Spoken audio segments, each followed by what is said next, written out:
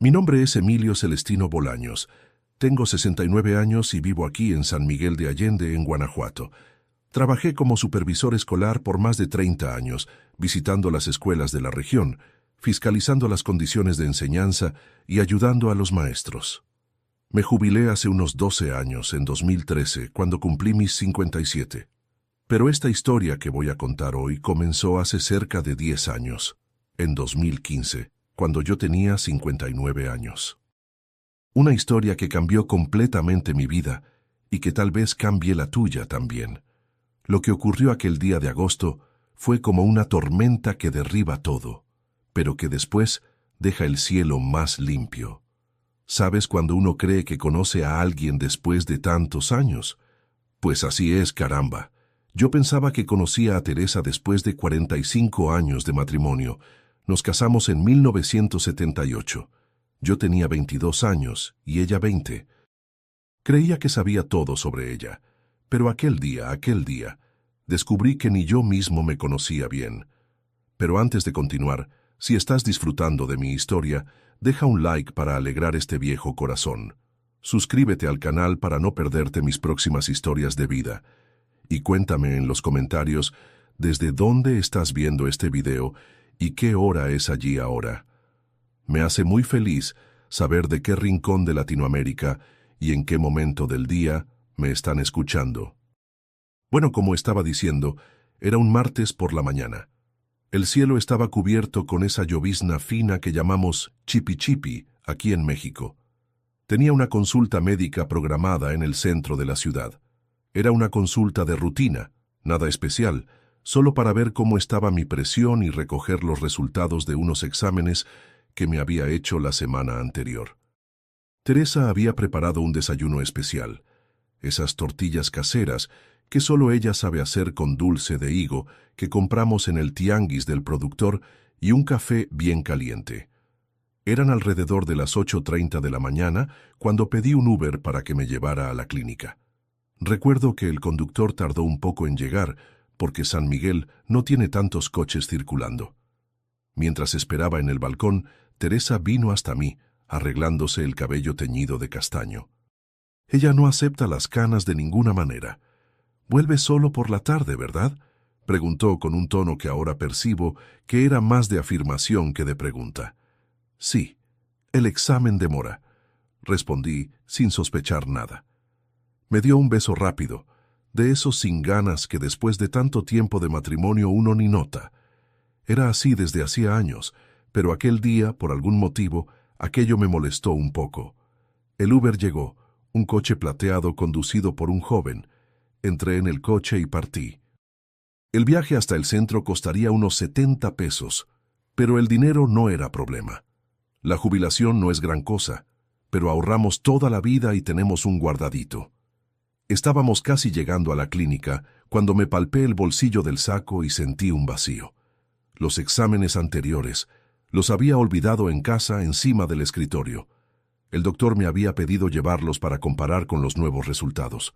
«Joven, disculpe la molestia, pero olvidé un documento importante en casa». «¿Podría regresar, por favor?». El conductor no quedó muy contento.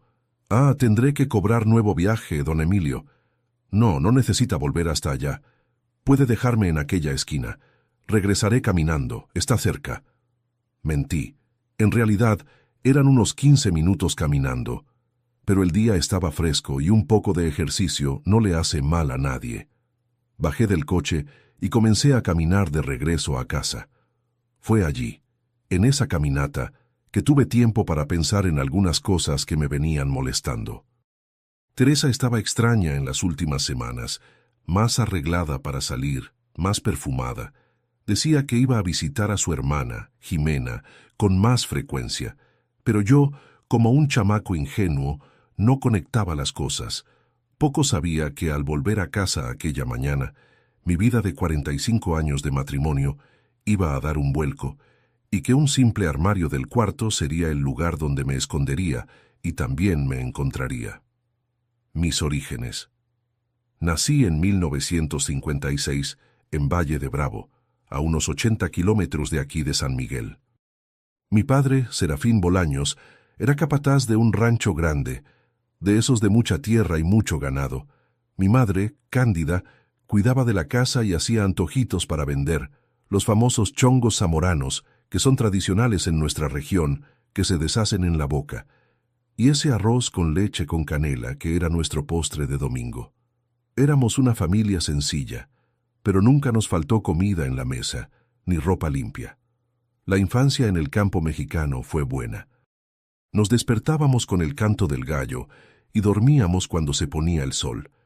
En casa éramos 5 hermanos. Yo era el segundo mayor. Teníamos que ayudar en las tareas del rancho desde pequeños. Aprendí a montar a caballo antes incluso de caminar bien, como dicen por aquí. En las mañanas de invierno la neblina cubría el campo con un manto blanco, y nosotros rompíamos el hielo de los charcos con las botas. En 1965, cuando tenía 9 años, hasta llegó a caer una nevada. Fue todo un acontecimiento en la región. La escuela quedaba lejos, a unos 5 kilómetros de distancia. Iba a caballo cuando el tiempo lo permitía, pero los días de lluvia fuerte o cuando el arroyo se desbordaba, no había cómo ir. El profesor Heitor Nava, un señor ya de edad que daba clase a todos los grados en la misma aula, siempre decía: «Emilio, tienes que estudiar, muchacho, tienes buena cabeza». Y tenía razón. Me gustaban los libros, a diferencia de mis hermanos, que solo querían saber de campo y ganado. En 1970, cuando tenía 14 años, ocurrió una gran inundación que cambió nuestra vida. El río Amacuzac, que atraviesa la región, se desbordó después de una semana de lluvia sin parar. El agua invadió parte del rancho, se llevó algunas reses y dañó la casa donde vivíamos. Fue una tristeza. Recuerdo a mi padre en el techo, intentando salvar lo que podía mientras el agua subía. Perdimos casi todo. Después de eso, mi padre decidió que era hora de cambiar. Con el poco dinero que tenía guardado, compró una tienda pequeña en Taxco, ciudad que quedaba entre Valle de Bravo y San Miguel. Yo tenía 15 años cuando nos mudamos. Dejar el campo fue difícil, pero entendí que era necesario. La tienda vendía de todo un poco, desde mezcal de Oaxaca, que hasta hoy considero el mejor, hasta herramientas, telas y las famosas alegrías que mi madre hacía con amaranto y piloncillo. Fue allí, ayudando en el mostrador después de la escuela, que aprendí a tratar con la gente. Cada cliente que entraba tenía una historia, un relato que contar. Estaba don José, que siempre venía a comprar tabaco y contaba historias de la revolución que oyó de su padre. Doña Soledad, que solo compraba la harina de la marca La Rosa porque decía que las otras daban mala suerte al pan. Y don Ladislao, que pagaba las compras con monedas tan viejas que mi padre creía que eran del tiempo de Porfirio Díaz. Mi camino a la educación. En 1974, cuando cumplí 18 años, ocurrió algo que cambió mi rumbo. El director de la escuela de la ciudad, don Altamirano, vino a hablar con mi padre. «Serafín, el muchacho tiene que seguir estudiando. Hay una beca en la Normal de Querétaro. Puede formarse como maestro». Mi padre se rascó la cabeza. Pensó en la tienda que necesitaba ayuda, pero finalmente dijo: «Si es para su bien, que vaya». Fue así como dejé Taxco y me fui a Querétaro a estudiar. Iba en autobús una vez al mes a visitar a la familia, llevando en la maleta los moles que mi madre preparaba y las alegrías caseras que duraban toda la semana. La ciudad grande me asustó al principio. Los camiones, los coches, las calles pavimentadas, tanta gente, pero pronto me acostumbré. Vivía en una pensión con otros estudiantes. Y los fines de semana tomábamos café en la plaza. Comíamos tacos de carnitas, que son unos tacos con carne de cerdo, una delicia de nuestra región, y veíamos películas en el Cine Independencia por unos cuantos pesos. En 1976 me gradué como maestro con especialización en administración escolar. Fue un día de orgullo. Mi padre, mi madre y mis hermanos vinieron a la graduación. Papá, hombre de pocas palabras, solo me dio un abrazo fuerte y dijo: «Estoy orgulloso, hijo». Fue la primera vez que lo vi con lágrimas en los ojos. Mi primer empleo fue en una escuela en San Juan del Río, como maestro de español y matemáticas. Ganaba poco, pero lo suficiente para alquilar un cuartito y mantenerme. Fue allí donde conocí a Teresa, en una fiesta de la Virgen de Guadalupe de la escuela. Ella era maestra de historia y acababa de llegar a la ciudad desde San Luis Potosí. El comienzo de nuestro amor. Recuerdo como si fuera hoy. Estaba con un vestido floreado, el cabello recogido en una cola de caballo, y una sonrisa que iluminó el salón cuando nuestros ojos se cruzaron. Era 1977. Yo tenía 21 años, ella 19, y la vida parecía que estaba solo comenzando. Es gracioso cómo la vida de uno se va desenrollando como un hilo, un cabo tirando del otro, los caminos cruzándose, las elecciones que hacemos sin saber a dónde nos llevarán. Aquel muchachito del rancho de Valle de Bravo jamás imaginaría que un día estaría aquí, a los 69 años, contando esta historia después de tanta agua pasada bajo el puente. Teresa entró en mi vida como esas tormentas de verano que llegan de repente sin avisar. En la fiesta de la Virgen en la escuela de San Juan del Río, en diciembre de 1977, cuando nuestros ojos se encontraron por primera vez, sentí algo diferente. Ella tenía una forma de hablar que mezclaba el acento de la región central del país con algunas expresiones más norteñas, de San Luis, de donde venía. Decía no más en vez de nada más, como decimos aquí más al sur, y llamaba a las quesadillas sincronizadas, cosa que siempre me hacía reír. Aquella primera noche, bailamos juntos. Yo, un tanto torpe, ella, graciosa como una reina de belleza en las fiestas del pueblo. Tomamos ponche, esa mezcla de frutas, canela y piloncillo que calienta el cuerpo en las noches frías de diciembre, y comimos buñuelos y tamales. Conversamos tanto que ni vimos pasar el tiempo. Me contó que se había graduado en San Luis y que aquel era su primer empleo como maestra. Hablaba con pasión sobre historia, principalmente sobre la Revolución Mexicana y las tradiciones de nuestro país. Nuestro noviazgo comenzó allí mismo aquella noche. A los 21 años, yo ya había tenido algunos amoríos antes, pero nada serio. Con Teresa fue diferente desde el principio. El domingo siguiente a la fiesta, la llevé a conocer la Peña de Bernal, una formación rocosa cerca de la ciudad que tiene leyendas de tesoros escondidos e historias del tiempo de los aztecas. Hicimos un picnic con tortas de jamón, mangos de la temporada y un café de olla que compartimos en el mismo vaso, pasándolo de mano en mano, como manda nuestra tradición. Fue allí, sentados en aquellas piedras antiguas, mirando el valle que se extendía hasta donde alcanzaba la vista, que le di el primer beso. El viento del norte, frío y cortante, soplaba fuerte, pero ni lo sentimos de tan caliente que estaba nuestro corazón. Matrimonio y comienzos. El noviazgo fue rápido e intenso. Aquel mismo año, en septiembre de 1977, le pedí matrimonio a Teresa. Recuerdo que fui hasta San Luis a conocer a sus padres, don Aparicio y doña Noemí. Él criaba ovejas y plantaba maíz. Ella hacía los mejores atoles y la más sabrosa capirotada que he probado jamás. Llegué nervioso, llevando de regalo un zarape artesanal que había comprado en San Juan y una botella de mezcal de Oaxaca que mi padre había guardado para ocasiones especiales. Don Aparicio, dije yo, temblando más que hoja al viento, vengo a pedir la mano de su hija en matrimonio. El viejo me miró de arriba a abajo, dio una calada a su cigarro, de esos que los más viejos fumaban, y respondió, ¿y tienes condiciones de mantener una familia, muchacho? Le expliqué que era maestro, que tenía planes de hacer oposiciones para el Estado, que teníamos un futuro por delante. Él escuchó todo callado, me ofreció un café y finalmente dijo, si ella te quiere, ¿quién soy yo para decir que no? Nos casamos en febrero de 1978, en una pequeña ceremonia en la iglesia matriz de San Luis. Yo tenía 22 años recién cumplidos, ella 20. Nuestra luna de miel fue en Acapulco, 3 días apenas, pues teníamos que volver para dar clases. Alquilamos un cuartito con cocina, como llamamos a un pequeño apartamento por aquí en San Juan, y comenzamos nuestra vida juntos.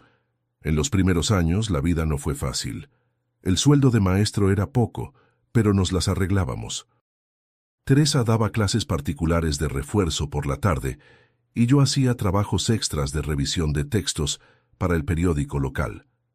En 1979 conseguí aprobar unas oposiciones para maestro estatal, lo que nos dio más estabilidad. Teresa quedó embarazada ese mismo año, pero desgraciadamente perdió al bebé en el tercer mes. Fue un momento muy difícil para los dos. Ella quedó abatida por meses y yo no sabía bien cómo consolarla. Nuevos horizontes. En 1980, cuando yo tenía 24 años, surgió una oportunidad. Una vacante para técnico educacional en la Secretaría de Educación en Ciudad de México. Me presenté a las oposiciones, aprobé y tuvimos que mudarnos a la capital. Fue todo un cambio. De San Juan, una ciudad pequeña del interior, a Ciudad de México con sus camiones llenos, atascos y edificios altos. Alquilamos un apartamento pequeño en la colonia Roma y Teresa consiguió un traslado para dar clases en una escuela estatal próxima.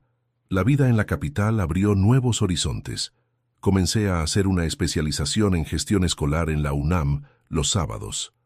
Íbamos al cine en el Cinemax, asistíamos a conciertos en el Auditorio Nacional, paseábamos por Chapultepec los domingos, donde tomábamos café y comíamos elotes con chile. En invierno, la contaminación que venía del tráfico envolvía la ciudad, dejando todo sucio y más frío aún. Teresa echaba de menos el interior, el cielo estrellado que en Ciudad de México apenas se veía, pero se adaptó bien a la vida urbana. En 1982 llegó una noticia que cambió nuestras vidas. Teresa estaba embarazada de nuevo. El embarazo fue de riesgo. Tuvo que quedarse en reposo los últimos meses. En enero de 1983 nació nuestro hijo Rodrigo. Yo tenía 27 años, Teresa 25. Fue el día más feliz de nuestras vidas. Recuerdo sostener aquel paquetito rojo y lloroso en mis brazos y pensar, este chamaco es lo más precioso del mundo. Por causa del bebé, decidimos que sería mejor volver al interior. La vida en Ciudad de México era demasiado ajetreada, el costo alto, y queríamos criar a nuestro hijo más cerca de la naturaleza y de la familia. Vida en San Miguel de Allende. En 1984 conseguí una transferencia para San Miguel de Allende como técnico de la Coordinación Regional de Educación. Teresa consiguió plaza como maestra en la escuela estatal de la ciudad. Compramos una casa pequeña, pero acogedora, con un patio donde plantamos mangos, guayabas e incluso café, que arraigó bien en el clima de aquí. Nuestros primeros años en San Miguel fueron de adaptación, pero pronto nos integramos en la comunidad. Formábamos parte del grupo de danza folclórica local, donde Rodrigo aprendió a bailar y a valorar nuestras tradiciones. En las vacaciones, viajábamos para visitar a los padres de Teresa en San Luis y a mi familia en Taxco, donde mi padre todavía atendía la tienda, ya con la ayuda de mis hermanos. En 1986, cuando yo tenía 30 años, recibí la propuesta para convertirme en supervisor escolar. El trabajo consistía en visitar las escuelas de la región, verificar las condiciones de enseñanza, orientar a los maestros y directores. Era un cargo de más responsabilidad y mejor remunerado. Acepté de inmediato. Teresa se alegró por mí, pero algo preocupada por los viajes que tendría que hacer por la región. «Vas a estar muchos días lejos de casa», dijo con Rodrigo en el regazo, ya con 3 años. «Es un sacrificio necesario, Tere», respondí usando el apodo cariñoso con el que solo yo la llamaba. «Es por nuestro futuro, por el futuro del niño». Y así comenzó una nueva fase de nuestra vida. Yo viajaba 2 o 3 veces por semana, visitando escuelas en lugares distantes, muchas veces por caminos de tierra que se convertían en un lodazal cuando llovía. Volvía a casa cansado, cubierto de polvo rojo en verano o todo mojado de la llovizna en invierno, pero me gustaba mi trabajo, poder contribuir a mejorar la educación en aquellos rincones olvidados. Teresa cuidaba de la casa y de Rodrigo con dedicación. Los fines de semana hacíamos carne asada en el patio, invitando a algunos colegas maestros. Íbamos a misa los domingos. Después almorzábamos en la fonda de Poncho, que servía los mejores chilaquiles de la región. La vida seguía tranquila, como las aguas del río Laja que atraviesa la ciudad. En 1989 compramos nuestro primer coche, un Volkswagen azul. Fue todo un logro. Ahora podíamos visitar a la familia con más facilidad y hacer paseos el fin de semana. Íbamos hasta las minas de Guanajuato, antiguos yacimientos de plata de la región, o hasta el Cerro del Cubilete, formaciones rocosas impresionantes que parecen castillos naturales. Rodrigo adoraba estos paseos. Corría por los campos, subía a las piedras, volvía a casa con los bolsillos llenos de piedritas de colores y fósiles que, en realidad, eran solo rocas comunes. Parecía que habíamos encontrado nuestro lugar en el mundo, nuestra felicidad. Yo tenía 33 años, Teresa, 31, y Rodrigo ya estaba con 6, listo para empezar la escuela. La vida adulta se desarrollaba como habíamos planeado, o al menos era lo que yo creía. Años de estabilidad y cambios. Los años 90 llegaron trayendo estabilidad a nuestra familia. Yo seguía como supervisor escolar, recorriendo los caminos de la región, visitando escuelas en lugares tan remotos que a veces ni aparecían en los mapas. Teresa continuaba como maestra de historia en la Escuela Estatal de San Miguel, donde era muy querida por los alumnos. Nuestro Rodrigo crecía fuerte y sano, un niño listo que heredó la inteligencia de la madre y, según ella decía, riendo, la terquedad del padre. En 1990 conseguimos hacer una reforma en nuestra casa, aumentando 2 habitaciones y construyendo una terraza cubierta en el fondo, donde pusimos un asador de ladrillos. Era nuestro rinconcito de felicidad. En las noches de verano nos sentábamos en el patio para ver las estrellas que brillan con una intensidad especial aquí en San Miguel. El cielo es tan limpio que se puede ver la Vía Láctea como una franja plateada cruzando la oscuridad. Rodrigo, con 7 años en la época, quedaba encantado y hacía 1000 preguntas sobre los astros. «Papá, ¿las estrellas son más viejas que el abuelo Serafín?», me preguntó una vez. «Mucho más, chamaco. Son más antiguas que todos los abuelos del mundo juntos», respondí, sintiendo un apretón en el corazón al recordar que mi padre había fallecido aquel mismo año, en abril de 1990. Fue una pérdida difícil. El viejo Serafín, a los 72 años, tuvo un ataque al corazón mientras trabajaba en la tienda en Taxco. No dio tiempo ni de llamar ayuda. Mi madre, Cándida, vendió la tienda y se fue a vivir con mi hermana menor en Cuernavaca. En 1992, cuando yo tenía 36 años y Teresa 34, ella fue invitada a ser subdirectora de la escuela. Era un reconocimiento por su trabajo dedicado. Organizamos una fiestecita para celebrar. Invitamos a algunos amigos. Hicimos una carne asada con esa arrachera a fuego lento que lleva 8 horas para asar, acompañada de tortillas caseras, ensalada de nopales y el tradicional arroz a la mexicana. Para beber, serví un tequila Herradura, que es de aquí de la región y que guardo para momentos especiales. Fue en esa fiesta que conocimos a Roberto, el nuevo profesor de geografía de la escuela. Se había mudado recientemente de Monterrey a San Miguel y Teresa lo invitó para que se integrara. Roberto era un hombre alto, de barba bien recortada, ojos claros y una manera tranquila de hablar. «Emilio, Roberto es hermano de Jimena, ¿sabes? Aquella amiga mía de San Luis que se casó y se fue a vivir a Monterrey», explicó Teresa después de la fiesta.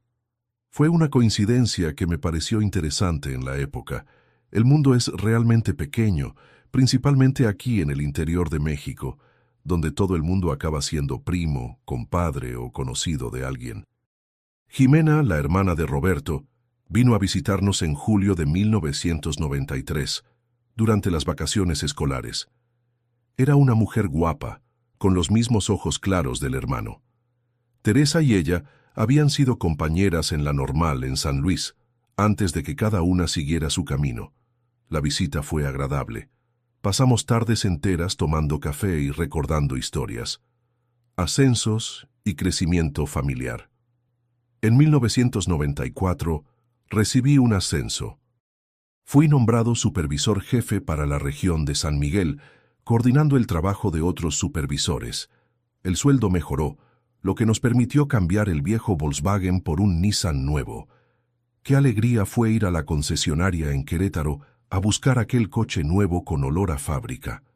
Rodrigo, ya con 11 años, fue con nosotros y no cabía en sí de contento. «Ahora sí, papá, tenemos el coche más chido de la calle», dijo, pasando la mano por el tablero del Nissan. Nuestra vida seguía a buen ritmo. Participábamos en las actividades de la comunidad, íbamos a la iglesia los domingos, frecuentábamos el grupo de danza los fines de semana, donde Rodrigo aprendía bailes folclóricos. En Navidad hacíamos cena con buñuelos, ponche y ese arroz con leche que era el postre preferido de mi hijo. En Año Nuevo solíamos ir hasta la Plaza Central, donde había espectáculos y fuegos artificiales a medianoche. En 1996 mi madre, Cándida, falleció en Cuernavaca a los 74 años. Fue otro momento difícil, principalmente porque no pude estar a su lado en los últimos momentos. Estaba en viaje de trabajo cuando recibí la noticia y solo conseguí llegar para el entierro. Teresa fue mi apoyo en ese periodo, siempre con una palabra de consuelo, un abrazo en el momento justo. Rodrigo crecía demasiado rápido. En 1997 entró en la adolescencia y comenzó a mostrar interés por la música. Conseguimos comprar un guitarrón en 12 cuotas y él comenzó a aprender solo, sacando canciones de oído. Tenía talento el muchacho. Pronto estaba tocando Vicente Fernández, Juan Gabriel e incluso los Tigres del Norte, que son compatriotas del norte. El Nido Vacío. En 1998, cuando Rodrigo tenía 15 años, tuvimos que tomar una decisión importante. Quería estudiar música seriamente, pero en San Miguel no había escuelas especializadas.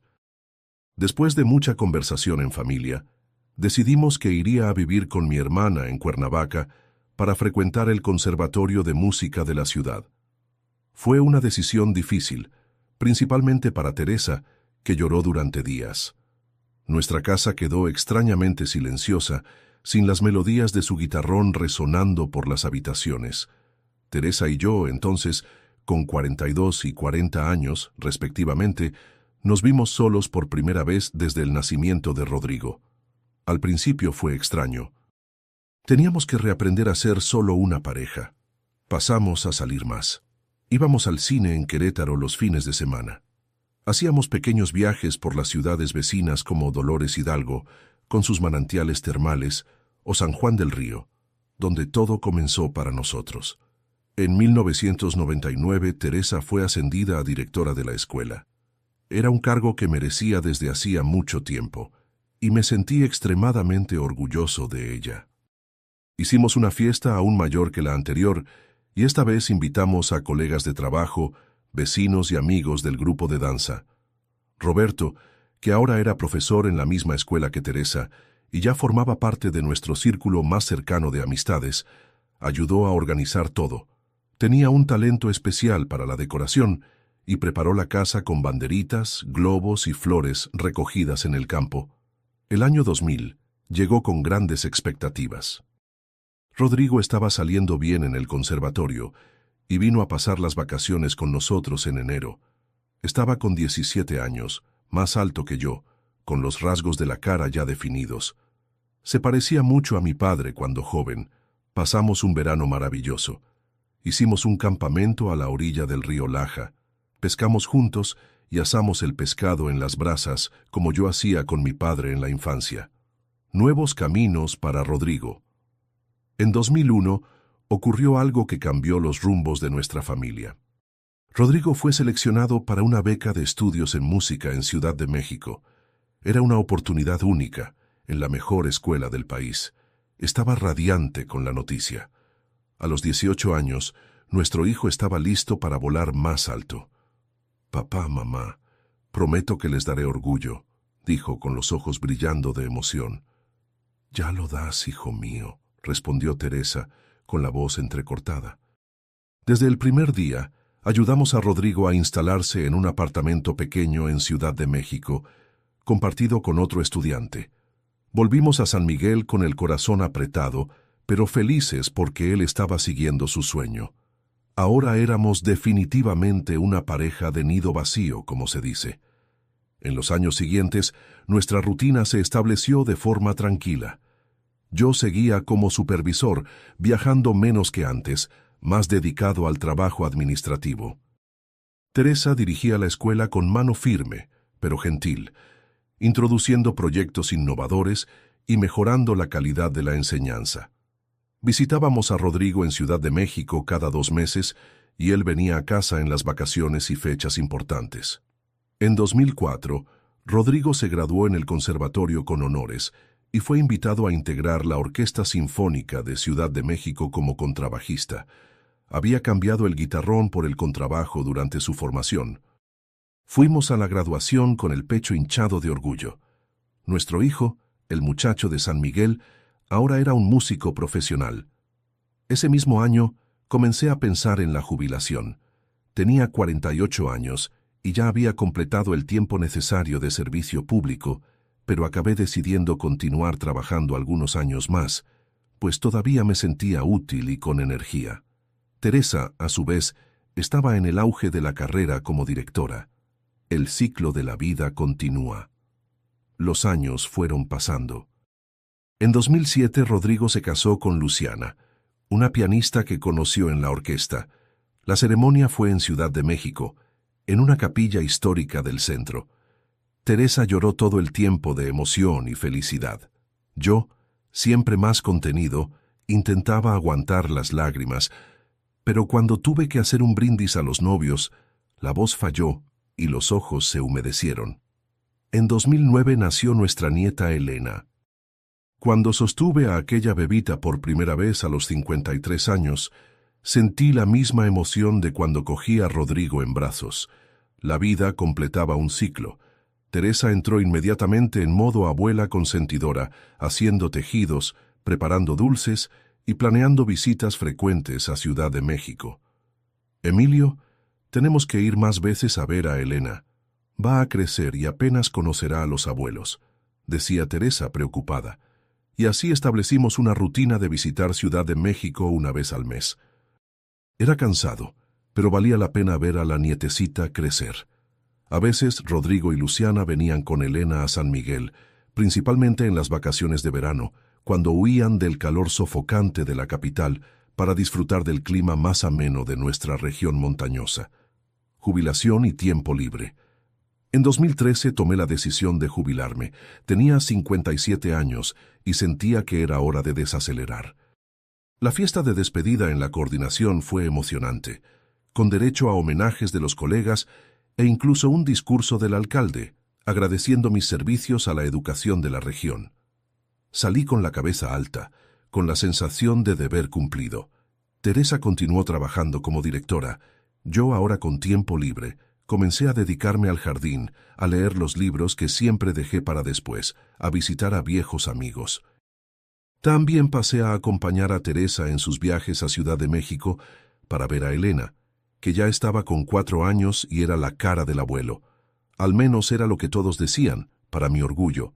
La vida era buena, tranquila, sin grandes sobresaltos. Teresa y yo estábamos envejeciendo juntos como siempre soñamos. Al menos era lo que yo pensaba.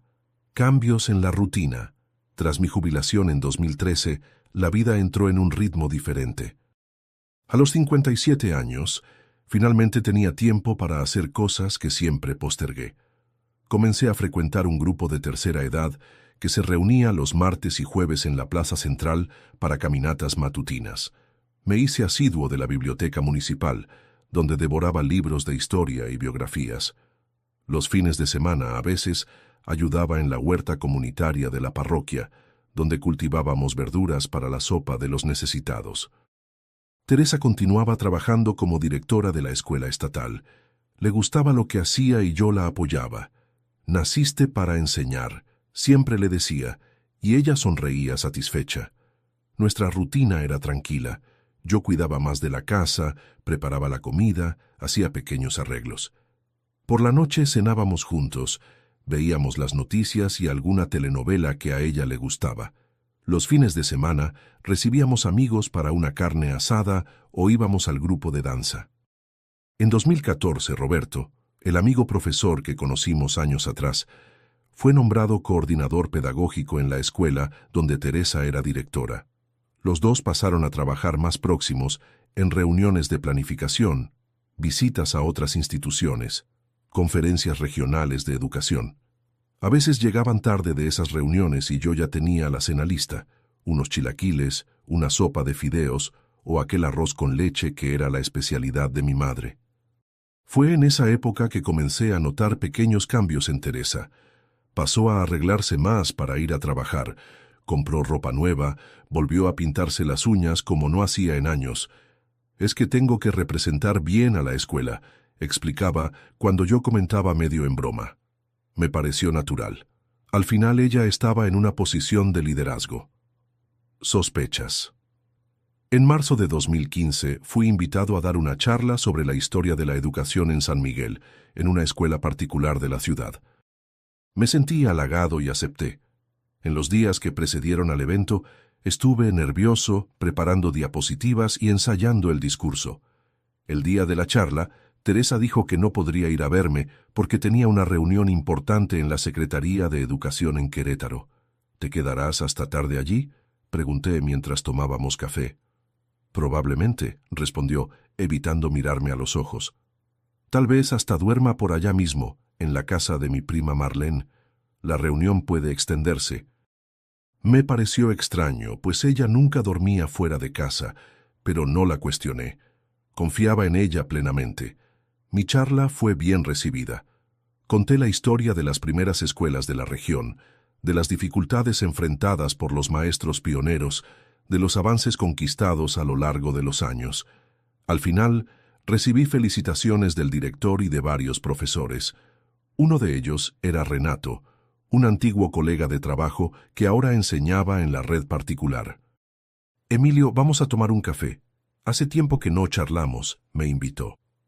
Fuimos a una cafetería en el centro, de esas que sirven un pan de elote que se deshace en la boca junto con un café bien fuerte, del modo que nos gusta aquí en México.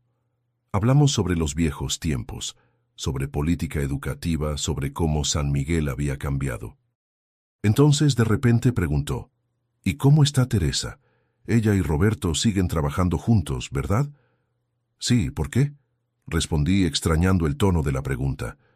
Renato se quedó visiblemente incómodo, moviendo la cucharilla en el café ya endulzado. «Nada, no, solo curiosidad», dijo. Insistí. Renato era un hombre directo, nunca de medias palabras. Su vacilación me dejó alerta. «Mira, Emilio, no quería ser el portador de malas noticias, pero hay gente comentando...» «¿Comentando qué, Renato?» «Que Teresa y Roberto andan demasiado cercanos. La semana pasada los vieron en un restaurante en Querétaro cogidos de la mano. Pensé que ya lo sabías o que era solo un chisme». Sentí como si hubiera recibido un puñetazo en el estómago. Aquel día, Teresa había dicho que iba a una reunión de directores en Querétaro, sola. Tragué saliva y cambié de tema, fingiendo no dar importancia. Pero por dentro, algo se había roto. La verdad oculta. Volví a casa pensativo. No quería creer lo que Renato me había dicho. Debía ser un error o una envidia, o simplemente un chisme malicioso. Teresa y yo llevábamos casados 37 años. Habíamos construido una vida juntos, criado un hijo, visto a él formar familia. No era posible. Teresa llamó al final de la tarde diciendo que dormiría en Querétaro mismo, en la casa de la prima, como había planeado. Su voz parecía normal, tal vez un poco apresurada. «La reunión rindió más de lo esperado», explicó. «Te amo. Hasta mañana».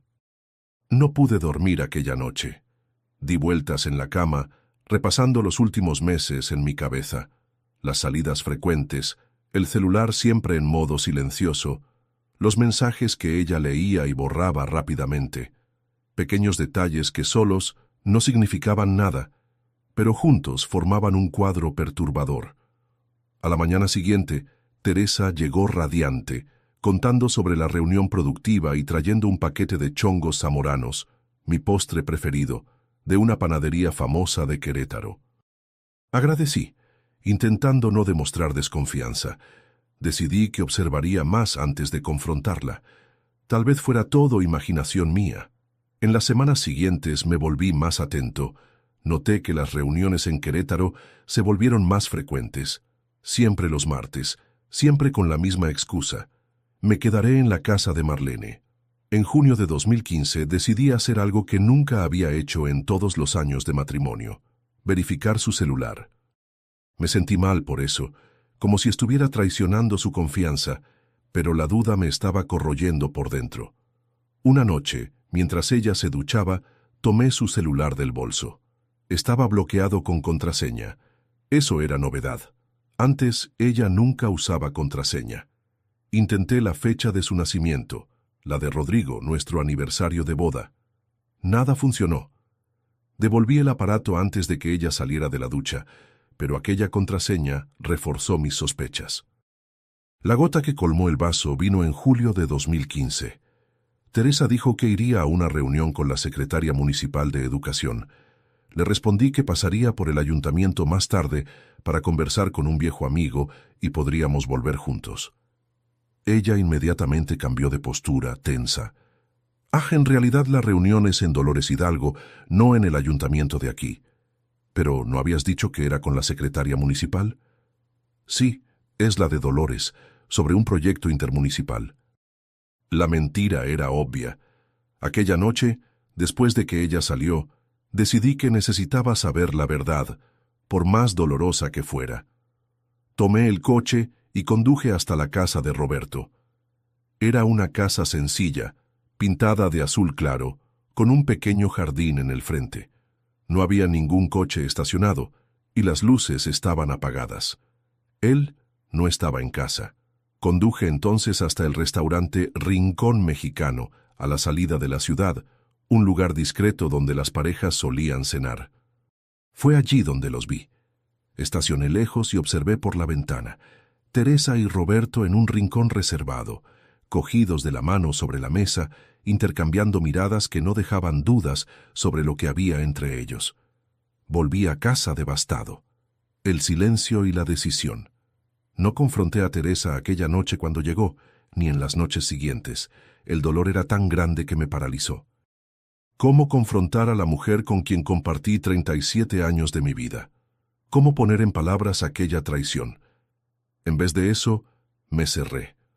Comencé a responder con monosílabos, a evitar comidas juntos, a dormir en el sofá con la excusa de que tenía dolor de espalda. Teresa percibió el cambio, claro, pero no insistió.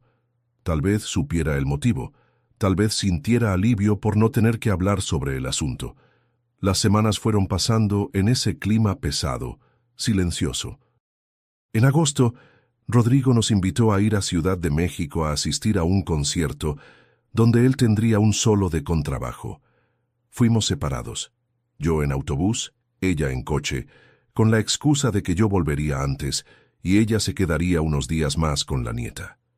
Fue en ese viaje que tomé una decisión: dejaría San Miguel. No podía continuar viviendo bajo el mismo techo que Teresa, fingiendo que todo estaba bien.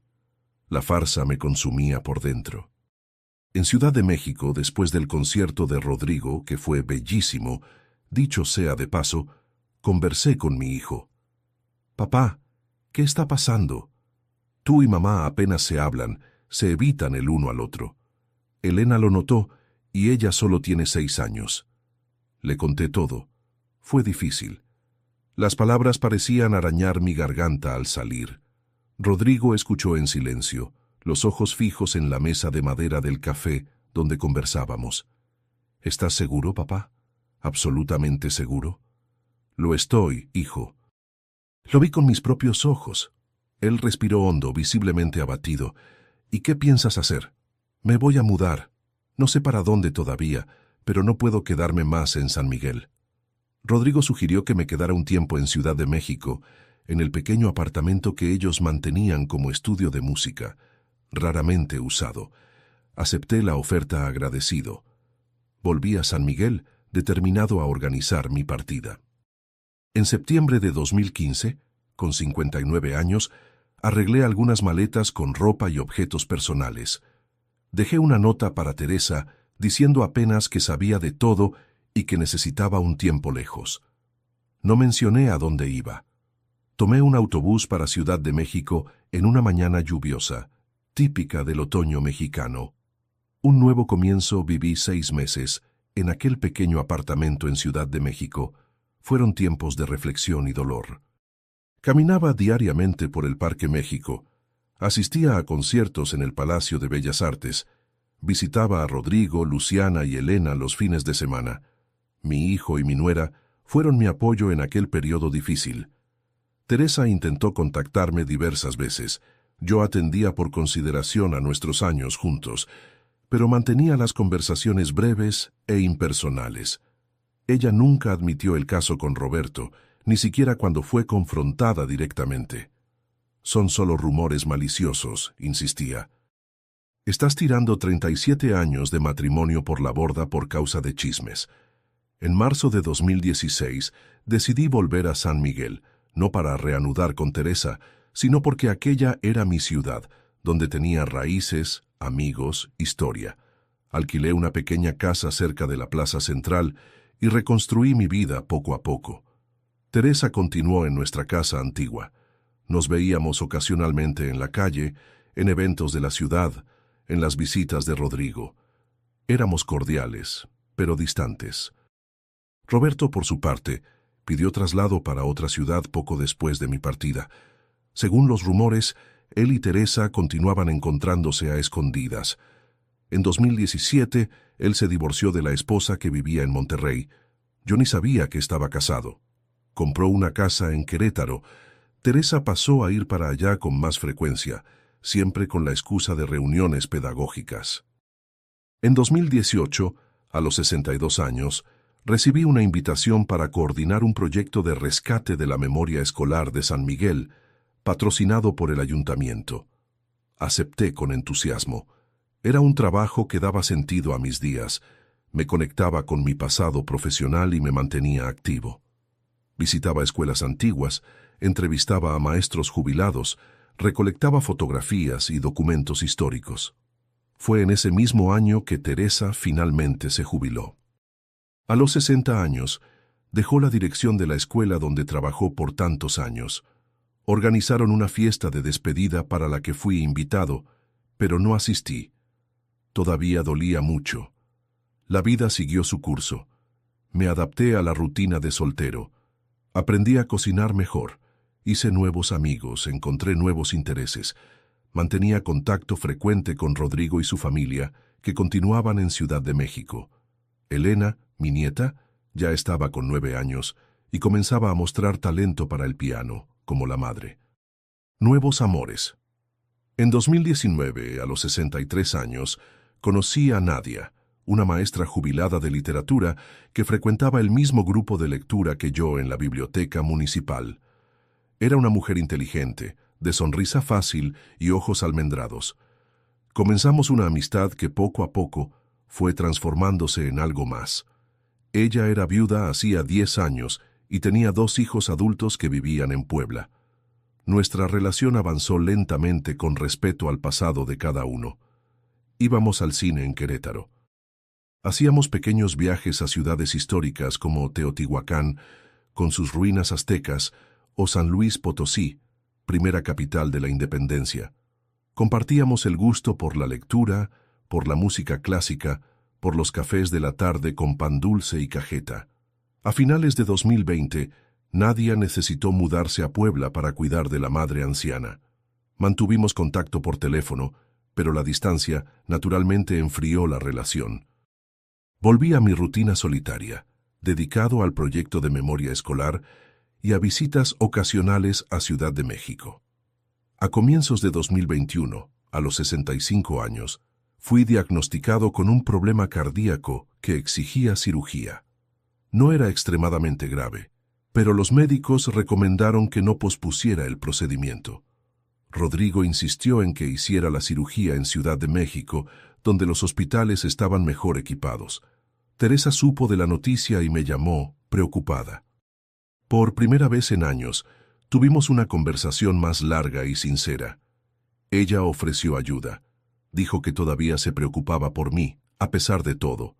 Agradecí, pero rehusé. Algunas heridas son demasiado profundas para cicatrizar completamente. La cirugía fue exitosa y pasé un mes en la casa de Rodrigo para la recuperación. Fue un tiempo precioso con mi hijo, mi nuera y mi nieta. Elena, entonces con 12 años, tocaba piano para mí todas las noches, música que ella componía especialmente para el abuelito del corazón. Volví a San Miguel a mediados de 2021, más fuerte físicamente, pero todavía cargando el peso de las memorias y de las desilusiones. La vida tenía sus altos y bajos, pero yo seguía adelante, un día a la vez, y así llegué a agosto de 2023, a los 67 años, sin imaginar que el destino todavía tenía una gran sorpresa reservada para mí. La revelación inesperada agosto de 2023. El invierno mexicano mostraba sus dientes con aquellas mañanas heladas que penetran en los huesos, incluso dentro de casa. Yo estaba con 67 años y había finalmente encontrado cierta paz en mi vida solitaria en San Miguel. El proyecto de memoria escolar estaba casi concluido. En breve sería transformado en un libro y en una exposición permanente en el Museo Municipal. Mi rutina era simple y previsible. Me despertaba temprano. Tomaba mi café mirando el amanecer por la ventana de la cocina. Leía el periódico local. Trabajaba algunas horas en el proyecto.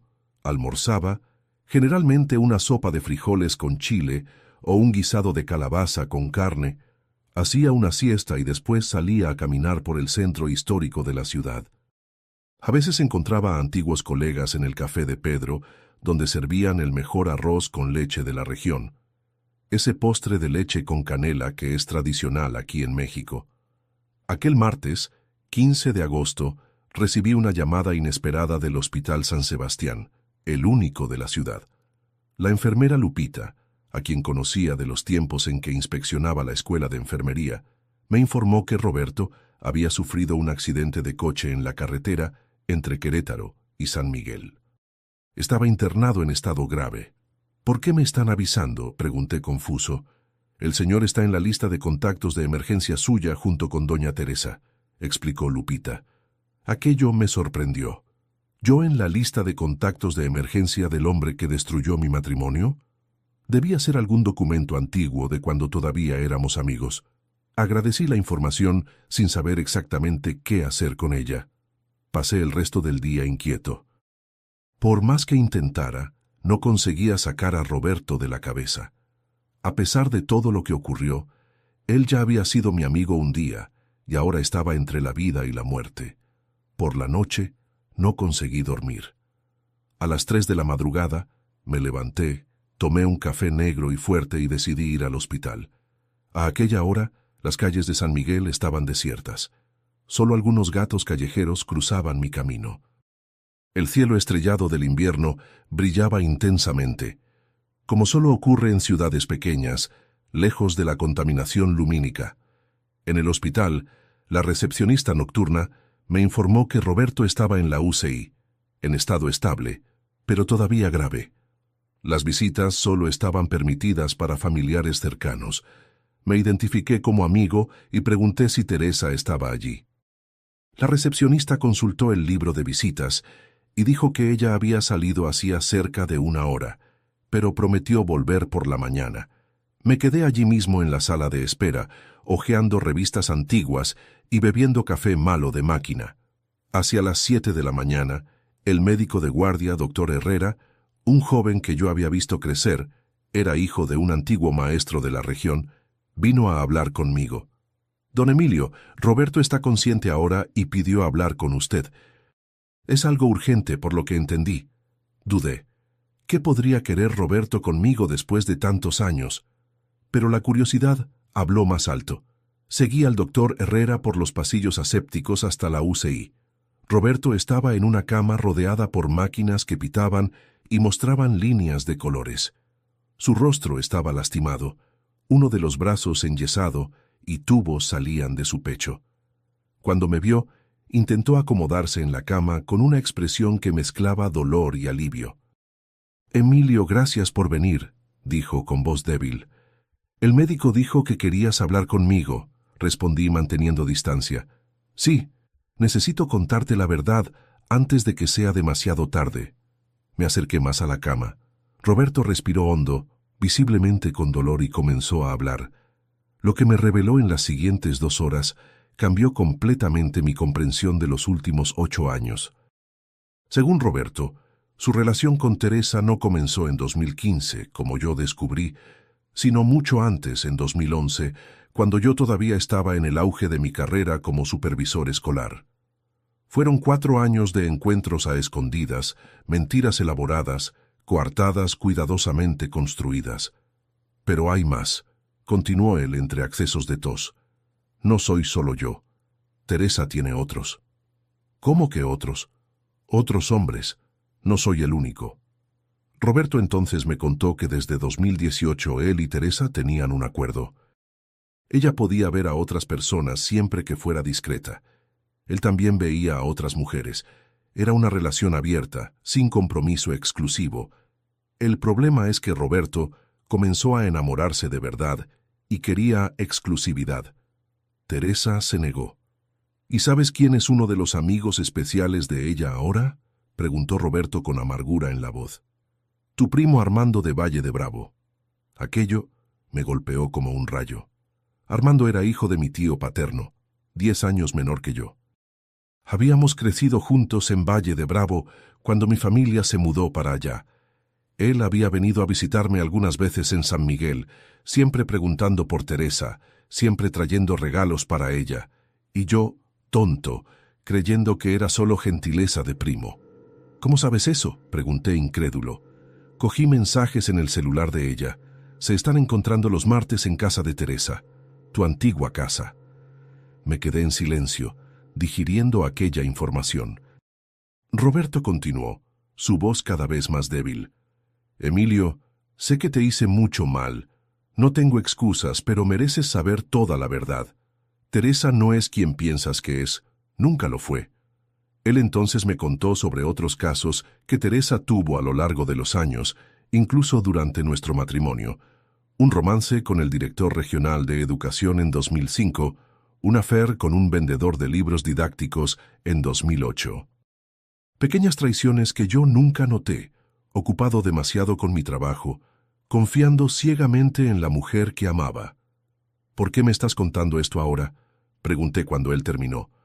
Roberto desvió la mirada hacia la ventana, por donde se veía el cielo gris del invierno. Porque casi morí ayer y percibí que no quiero partir cargando más ese peso. Tú siempre fuiste un hombre decente, Emilio. No merecías nada de esto. Salí del hospital aturdido. Caminé sin rumbo por las calles de San Miguel, que comenzaban a despertar para un día más. Las palabras de Roberto resonaban en mi cabeza. ¿Sería todo verdad? ¿O apenas el desahogo amargo de un hombre traicionado y celoso? Decidí que necesitaba descubrir por mí mismo si Armando realmente estaría en la casa de Teresa aquel martes. Yo tenía que ver con mis propios ojos. El armario alrededor de las 10 de la mañana, pasé frente a mi antigua casa, ahora de Teresa. Su coche no estaba en el garaje. Probablemente había ido al hospital a ver a Roberto. Era mi oportunidad. Todavía tenía la llave de atrás, nunca me había molestado en devolverla después de la separación. Entré silenciosamente por la puerta de la cocina. La casa estaba limpia y organizada, pero diferente a como la recordaba. Nuevos muebles, nueva decoración. En el refrigerador noté un papel con una lista de compras y un recordatorio. 18:8. Ar. ¿Sería Armando? Oí un ruido de coche acercándose. Miré por la cortina de la cocina y vi el coche de Teresa estacionando. Entré en pánico. Si ella me encontrara allí, ¿qué diría yo? ¿Cómo explicaría haber invadido su casa? En el desespero, hice la única cosa que se me ocurrió. Me escondí en el armario del cuarto principal, el mismo cuarto que un día compartí con ella. Era un armario grande de madera maciza, de esos antiguos que van hasta el techo. Entré rápidamente y cerré la puerta, dejando apenas una pequeña rendija para respirar. Teresa entró en casa hablando por celular. Por la conversación, entendí que estaba hablando con alguien sobre Roberto. Sí, está mejor. No, no es tan grave como parecía. Sí, voy a pasar por allá más tarde. No, no necesitas venir hoy. Mejor déjalo para la próxima semana. Colgó y comenzó a moverse por la casa. Oí el ruido de la ducha siendo abierta. Minutos después, ella entró al cuarto, envuelta en una toalla, el cabello mojado. Comenzó a arreglarse, escogiendo ropa del armario donde yo no estaba. Se vistió con cuidado. Una falda azul marino, una blusa de seda crema, aretes de perla. Se maquilló demoradamente frente al espejo del tocador. El celular sonó nuevamente. ¿Hola? Ah, hola, Armando. Mi corazón se disparó. Entonces era verdad. Sí, puedes venir a las 6 como acordamos. No, Roberto no va a aparecer. Sufrió un accidente. Está en el hospital. Sí, es grave. No, no necesitas traer nada. Ya compré vino. Hasta más tarde. Beso. Teresa salió del cuarto y oí ruidos en la cocina. Estaba preparando algo, probablemente la cena para Armando. El olor de cebolla sofreída y ajo llegó hasta el armario donde me escondía. Lo reconocí. Era chilaquiles, mi plato favorito. Las horas se arrastraron. Yo, apretado en aquel armario, intentaba no hacer ruido. Mis músculos dolían, mis piernas hormigueaban, pero la curiosidad y la indignación me mantenían allí. Alrededor de las 17:30, Teresa volvió al cuarto para retocar el maquillaje. Se arregló el cabello, se roció el perfume, el mismo que usaba cuando estábamos casados. Después volvió a la sala. Oí el sonido de la televisión, algún programa de auditorio. A las 18 horas en punto el timbre sonó. Por la rendija del armario vi a Teresa pasar apresurada por el pasillo en dirección a la puerta. Voces en la sala, la de ella y la de un hombre. Risas, el ruido de copas tintineando, música siendo encendida. Vicente Fernández, el cantante preferido de Teresa. Las voces se aproximaron al cuarto. Contuve la respiración. «Qué extrañaba verte, Tere», dijo la voz masculina que reconocí inmediatamente como la de Armando. Casi no aguanté esperar hasta hoy. «Yo también te extrañaba», respondió Teresa con aquella voz dulce que un día fue dirigida a mí. Entraron al cuarto abrazados. Armando besaba el cuello de Teresa mientras sus manos recorrían su espalda. Ella reía, aquella risa cristalina que yo conocía tan bien. Retrocedieron hasta la cama, nuestra antigua cama matrimonial, y se acostaron. No pude seguir mirando. Cerré los ojos, intentando controlar la respiración. Los sonidos, sin embargo, eran imposibles de ignorar. Susurros, gemidos y mucho más.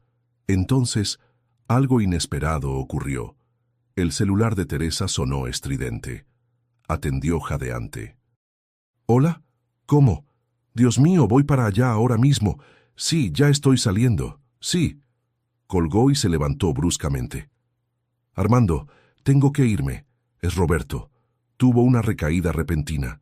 Están llamando a los familiares. Pero Tere, apenas empezamos». «No puedo, Armando, tengo que ir. Puede que no pase de esta noche». Oí el ruido de ropas siendo arregladas a prisa, cremalleras siendo cerradas, pasos apresurados por el pasillo, la puerta del frente cerrándose de golpe, un coche arrancando, acelerando rápidamente. Silencio. Después, pasos más pesados, volviendo al cuarto. Armando refunfuñaba, claramente frustrado. Se sentó en la cama suspirando. Entonces, su celular sonó. «¿Hola? Hola, querida. No, todavía estoy en la reunión del comité agrario. Sí, debe demorar unas 2 horas más. También te amo. Beso». Armando también estaba casado y mentía a su esposa mientras me traicionaba. No, traicionaba a mi ex esposa. La situación sería cómica si no fuera tan trágica. Él se levantó, se arregló la ropa y salió del cuarto. Lo oí rebuscando en la cocina, probablemente sirviéndose de los chilaquiles que Teresa había preparado. Después, el sonido de la televisión en la sala. Me quedé inmóvil en el armario, esperando. Media hora después, oí a Armando hablar por celular nuevamente. «Hola, Teresa». «¿Cómo está él? ¿En serio?» «Qué bueno. Sí, todavía estoy aquí. Creo que mejor me voy. Ok, hablamos mañana. Buenas noches. Más ruidos de movimiento, la puerta del frente siendo cerrada, un coche arrancando. Después, silencio total. Esperé unos 15 minutos más para asegurarme de que Armando realmente se había ido. Entonces, lentamente abrí la puerta del armario.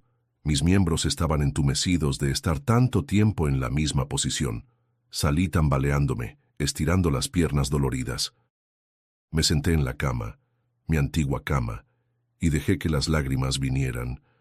No lloraba por Teresa, o al menos no solo por ella. Lloraba por el tiempo perdido, por las mentiras, por la ingenuidad, por haber creído en un amor que aparentemente nunca existió como yo imaginaba. Cuando me recompuse, me levanté y caminé lentamente por la casa. En la sala, la televisión todavía estaba encendida en un canal de noticias. En la cocina, vi que Armando había dejado un plato sucio en el fregadero. En la barra, una botella de vino a medio beber y 2 copas.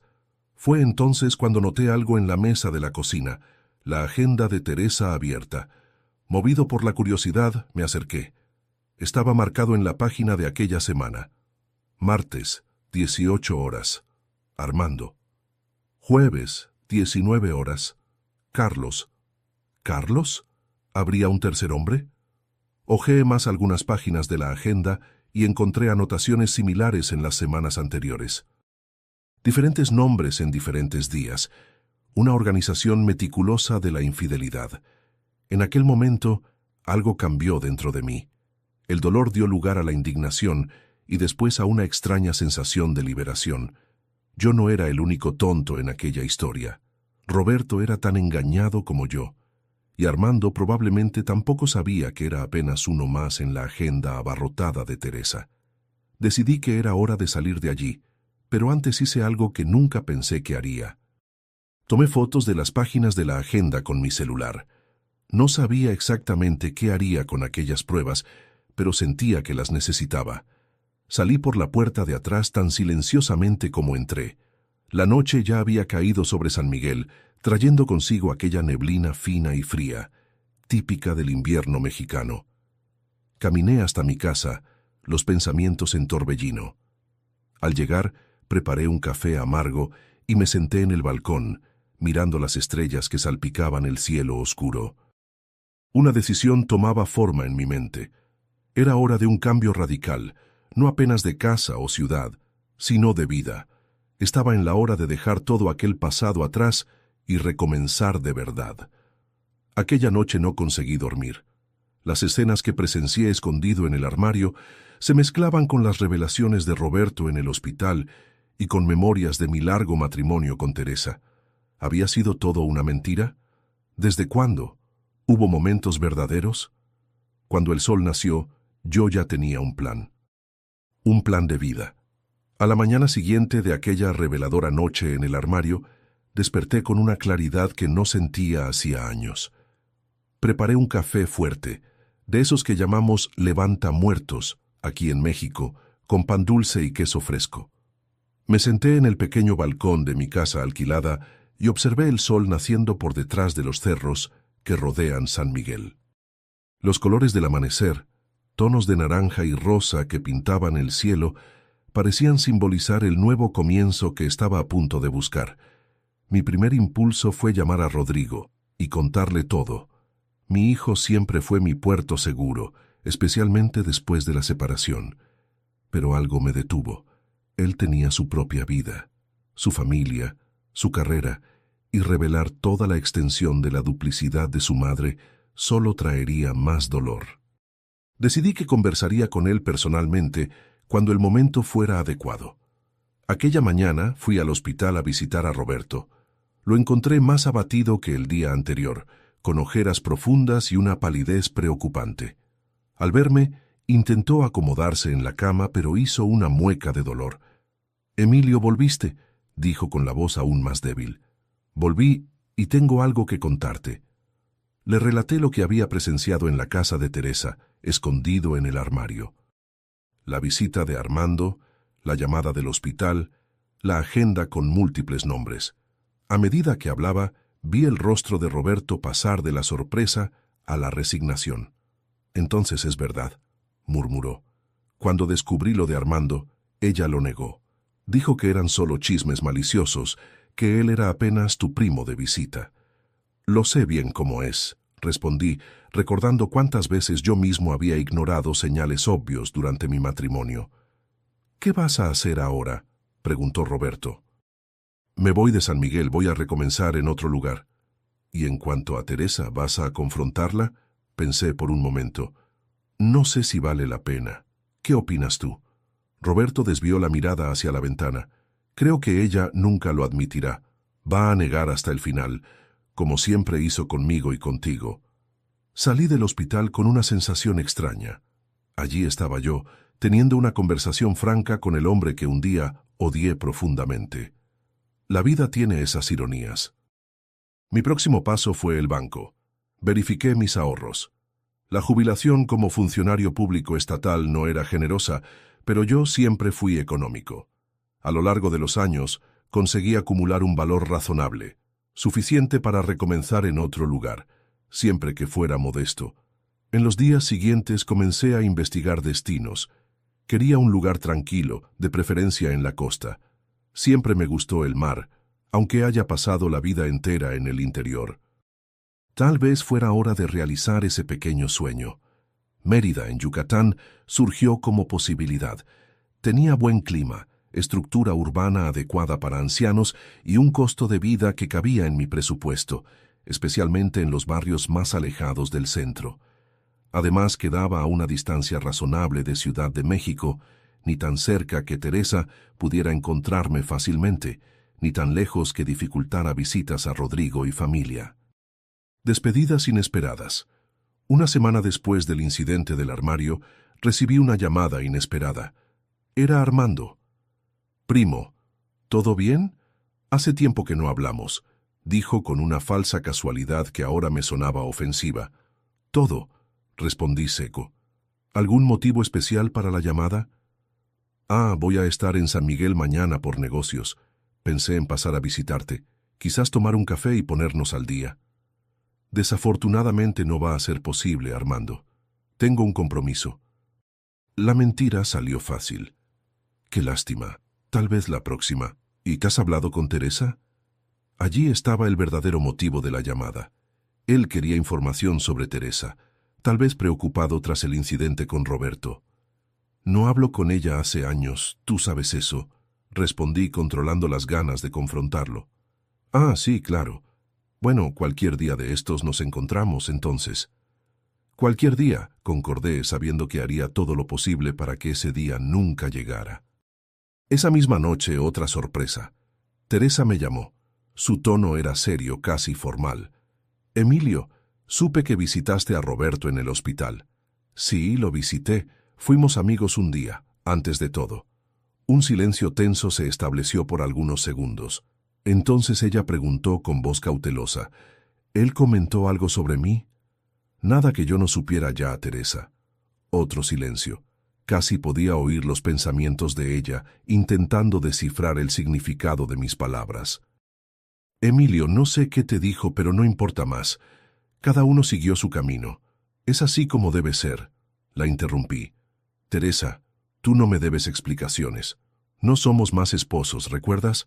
Puedes vivir tu vida como mejor te parezca». Ella pareció desconcertada con mi reacción. Probablemente esperaba celos, acusaciones, tal vez hasta una escena. En vez de eso, encontró apenas indiferencia, verdadera o fingida. No importaba. «Bueno, solo llamé para saber cómo estabas», dijo, recuperando el tono casual. «Roberto recibió el alta hoy, pero todavía va a necesitar cuidados». «Espero que se recupere bien», respondí sinceramente. «Buenas noches, Teresa», colgué, sintiendo un peso saliendo de mis hombros. Era como si el último hilo que me prendía al pasado hubiera sido cortado. Un nuevo horizonte. A finales de agosto de 2023, viajé a Ciudad de México para visitar a Rodrigo y familia. Elena, mi nieta, ahora con 14 años, estaba cada vez más parecida a la madre. Luciana, mismos ojos almendrados, misma sonrisa fácil, tocaba piano maravillosamente bien y había comenzado a componer sus propias piezas. Una tarde, mientras Luciana estaba fuera con Elena, tuve una conversación franca con Rodrigo. Le conté sobre mi decisión de dejar San Miguel y sobre los eventos recientes, incluyendo el episodio del armario, aunque omití algunos detalles más dolorosos sobre su madre. «Papá, ¿estás seguro de esto? Mudarse a los 67 años no es fácil», cuestionó preocupado. «Estoy seguro, hijo, necesito esto, un nuevo comienzo». Rodrigo respetó mi decisión. Siempre fue un hijo comprensivo. Ofreció ayuda para encontrar un apartamento en Mérida e incluso para la mudanza. Acepté el apoyo agradecido por tener un hijo tan presente. «¿Mamá sabe de esto?», preguntó finalmente. «Todavía no.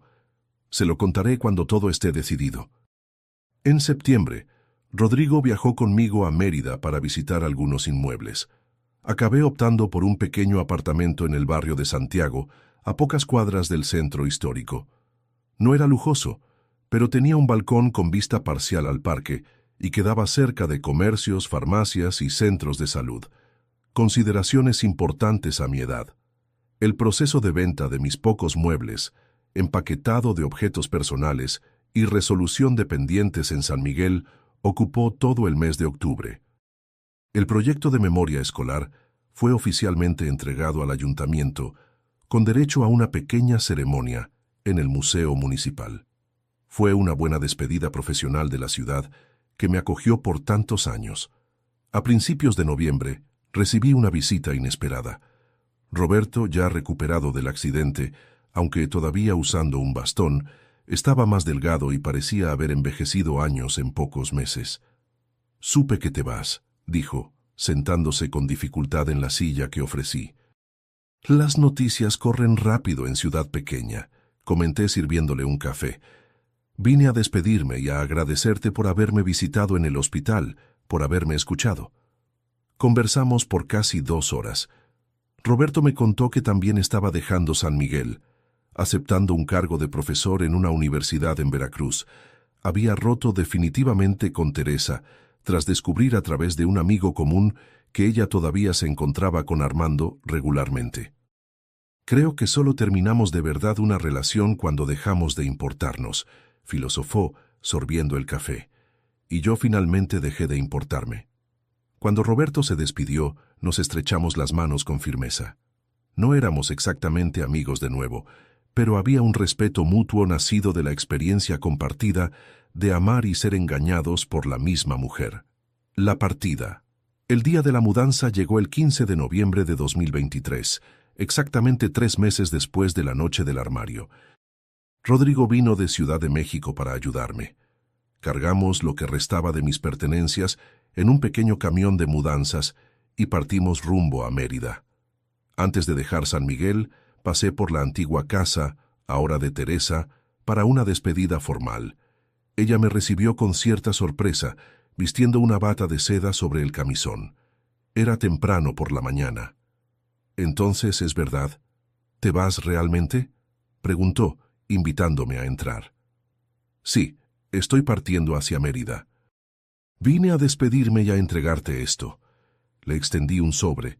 Dentro estaba la llave de la puerta trasera que yo todavía poseía y una breve carta explicando que la perdonaba, no por ella, sino por mí mismo, para poder seguir en paz.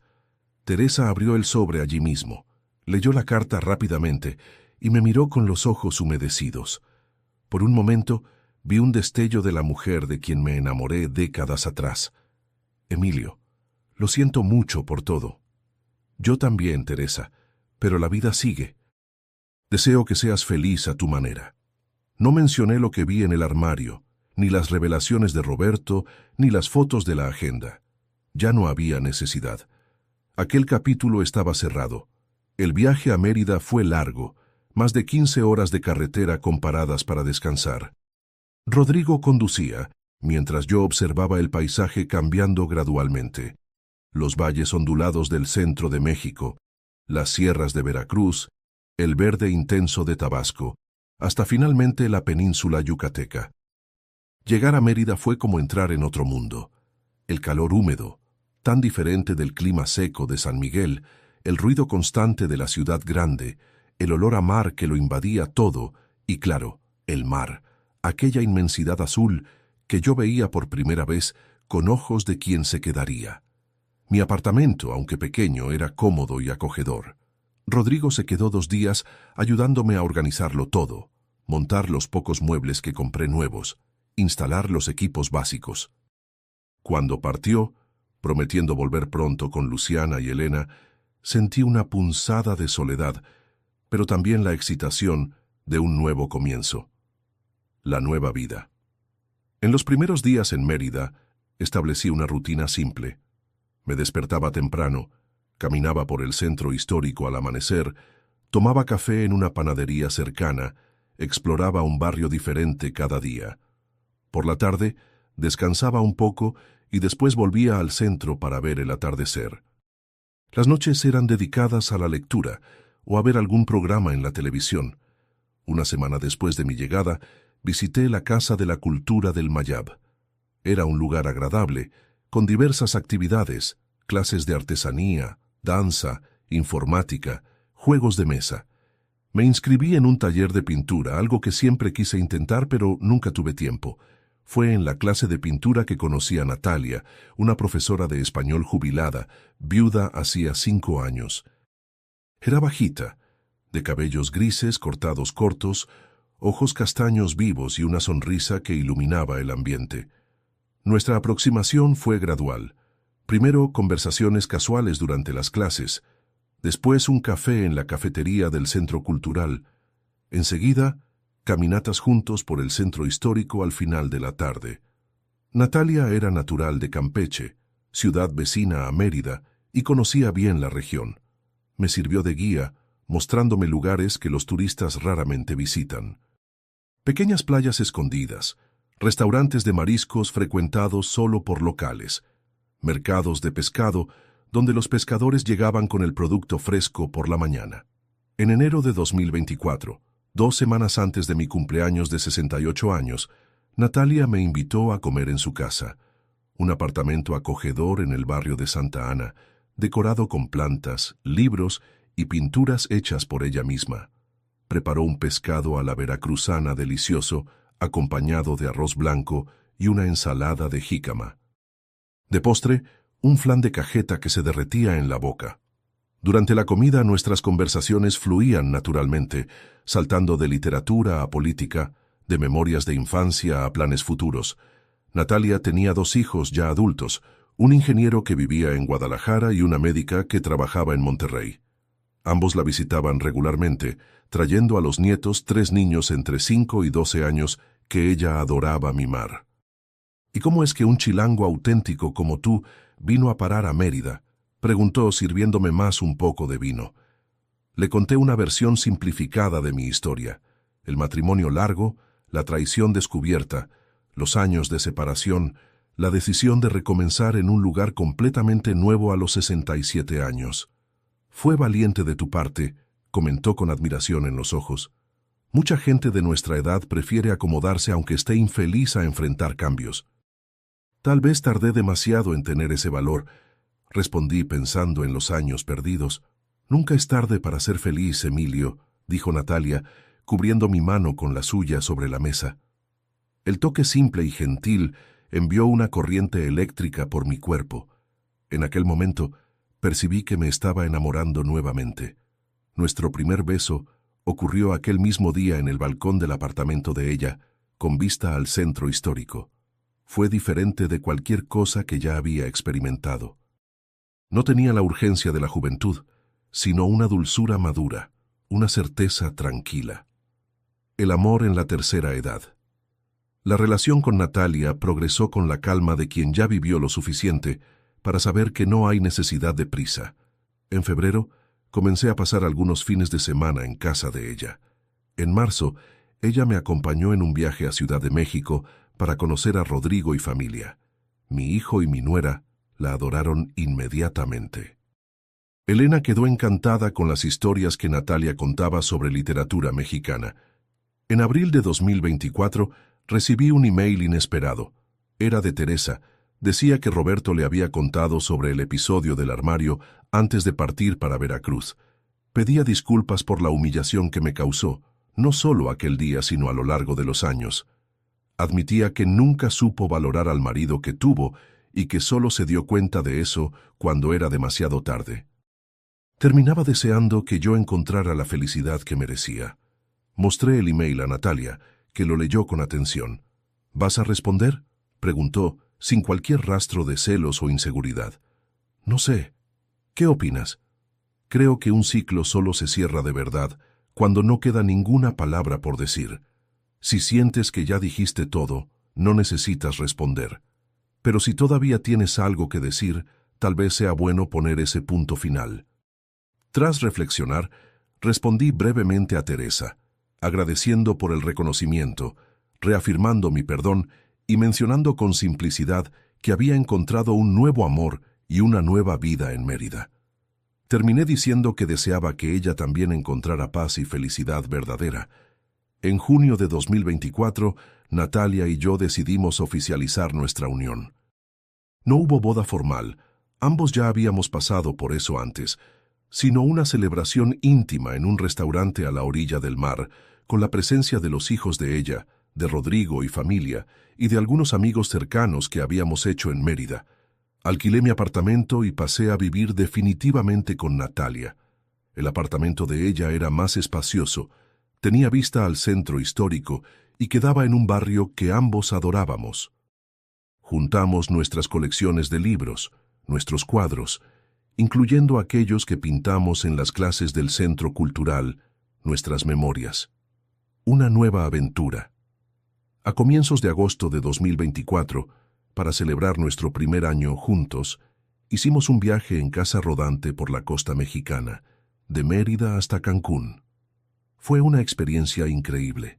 Despertar cada día en un lugar diferente, conocer playas desiertas, pequeñas aldeas de pescadores, comer la comida local, conversar con los habitantes. Natalia fotografiaba todo. Yo escribía un diario de viaje.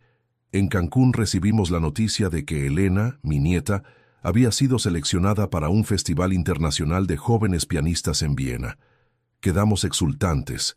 Decidimos extender nuestro viaje hasta Ciudad de México para celebrar personalmente con ella. Fue durante esa visita que Rodrigo nos contó que Teresa se había mudado a San Luis Potosí, su ciudad natal. Según él, había vendido la casa en San Miguel y comprado una menor cerca de la casa de su hermana. Estaba dando clases de historia en un curso preparatorio para universidad y parecía estar adaptada a la nueva vida. No mencionó a Armando o cualquier otra relación. Ella preguntó por ti, dijo Rodrigo mientras cenábamos. Quería saber si estabas feliz. ¿Y qué respondiste? La verdad, que nunca te vi tan feliz como ahora. Natalia apretó mi mano sobre la mesa, sus ojos brillando de emoción. Ella tenía razón. Nunca es tarde para ser feliz. Volvimos a Mérida en septiembre de 2024, repletos de nuevas memorias y proyectos. Comenzamos a planear un viaje mayor para el año siguiente, tal vez Chiapas con sus cascadas y ruinas mayas, o Puerto Vallarta con sus playas y vida nocturna, o Los Cabos en Baja California, con sus paisajes desérticos que contrastan con el mar azul. Y así llegamos a agosto de 2025, completando 2 años desde aquella noche reveladora en el armario. Tengo 69 años ahora, una edad en que muchos piensan que la vida está terminando. Para mí es como si estuviera apenas comenzando de verdad. Reflexiones finales.